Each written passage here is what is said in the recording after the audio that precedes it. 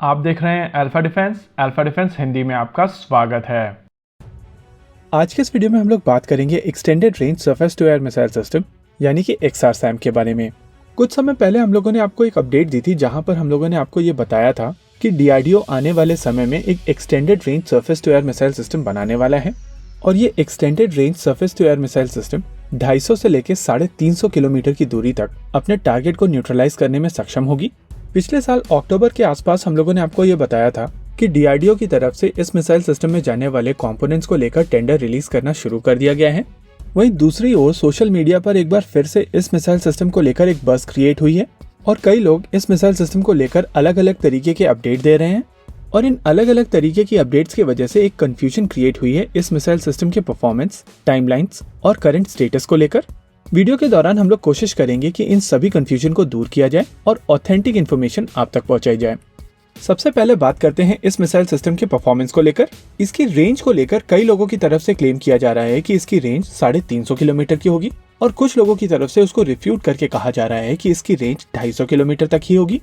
देखिए, DRDO के official documents के हिसाब से इस मिसाइल सिस्टम की रेंज 250 किलोमीटर तक की होगी, लेकिन ये रेंज फाइटर जेट जैसे फास्ट मूविंग टारगेट्स के लिए होगी। वहीं पर अगर स्लो मूविंग टारगेट्स की बात की जाए जैसे कि हेलीकॉप्टर्स या फिर ड्रोन्स, उनके लिए इसकी रेंज 350 किलोमीटर तक की होगी। वहीं पर कुछ लोगों की तरफ से कहा जा रहा है कि इस मिसाइल सिस्टम में 2 अलग अलग तरीके के इंटरसेप्टर्स होंगे, जिसमें से एक की रेंज 150 किलोमीटर के आसपास होगी, वहीं दूसरे की रेंज लगभग 250 किलोमीटर के आसपास होगी। देखिए, अवेलेबल इन्फॉर्मेशन के हिसाब से अभी केवल एक ही प्रकार का इंटरसेप्टर प्लान किया गया है और इस इंटरसेप्टर मिसाइल को अभी आप अपनी स्क्रीन के ऊपर देख सकते हैं। ये DRDO की ऑफिशियल डिजाइन है। अगर आप DRDO के डिजाइन को ध्यान से ऑब्जर्व करेंगे तो आपको समझ में आएगा कि ये एक मिसाइल सिस्टम है जिसमें नीचे की ओर एक बड़ा सा बूस्टर लगाया जाएगा, यानी कि एक एग्जिस्टिंग मिसाइल सिस्टम को मॉडिफाई करके ये extended range surface to air missile system बनाई जाएगी। और यही एक कारण है जो इस स्पेकुलेशन को हवा दे रहा है कि इसमें 2 अलग अलग तरीके के इंटरसेप्टर हो सकते हैं। कुछ लोगों का मानना है कि बिना बूस्टर के साथ में इस मिसाइल सिस्टम की रेंज लगभग 150 किलोमीटर की होगी, वहीं बूस्टर के साथ में इस मिसाइल सिस्टम की रेंज बढ़कर 250 किलोमीटर तक की हो जाएगी। ये अप्रोच काफी हद तक बराक 8 यानी कि MRSAM से मिलती जुलती है।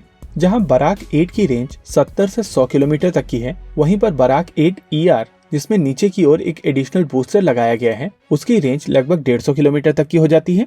और उस हिसाब से अगर हम लोग extended range surface to air missile system को देखें तो भारत के पास में इस समय कोई ऐसा इंटरसेप्टर मिसाइल नहीं है जिसकी रेंज लगभग 150 किलोमीटर तक की हो। और इसी वजह से XRSAM प्रोग्राम पूरी तरीके से स्क्रैच से डेवलप किया जा रहा है और इसी वजह से ये जो 2 इंटरसेप्टर वाला स्पेकुलेशन है उसमें मेरे हिसाब से थोड़ा सब्सटेंस है और चांसेस हैं कि फाइनली जो सिस्टम निकल कर आए उसमें 2 अलग अलग तरीके के इंटरसेप्टर हों। लेकिन फिलहाल के लिए इतना ही कहा जा सकता है कि ऑफिशियली केवल एक इंटरसेप्टर के ऊपर काम चल रहा है, जिसको अभी आप अपनी स्क्रीन के ऊपर देख सकते हैं। आइए अब बात करते हैं इसके स्टेटस और टाइमलाइन को लेकर। देखिए, जैसे कि हम लोगों ने आपको पिछले साल अक्टूबर में बताया था कि इस मिसाइल सिस्टम में जाने वाले बहुत सारे कंपोनेंट्स को लेकर DRDO की तरफ से टेंडर रिलीज किए गए हैं, लेकिन इनमें से ज्यादातर टेंडर कैंसिल कर दिए गए हैं और कुछ टेंडर इस समय होल्ड पर हैं, जिससे एक साफ इंडिकेशन मिलता है कि DRDO को इस मिसाइल सिस्टम को डेवलप करने के लिए अभी तक फंड ग्रांट नहीं किए गए हैं। और इसी वजह से जो शुरुआती टाइमलाइन थी जिनके हिसाब से ये मिसाइल सिस्टम साल 2025 तक बनकर तैयार हो जाना था, उसमें डिले होने के चांसेस हैं।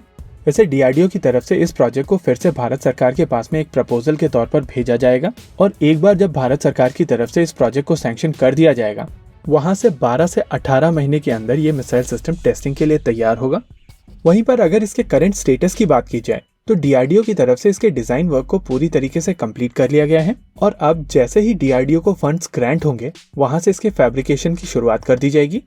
ओवरऑल इस प्रोजेक्ट को लेकर बॉल इस समय भारत सरकार के कोर्ट में है और वो जितनी जल्दी इस प्रोजेक्ट को सैंक्शन करेंगे, भारतीय सेनाओं के लिए ये मिसाइल सिस्टम उतनी ही जल्द तैयार किया जा सकेगा।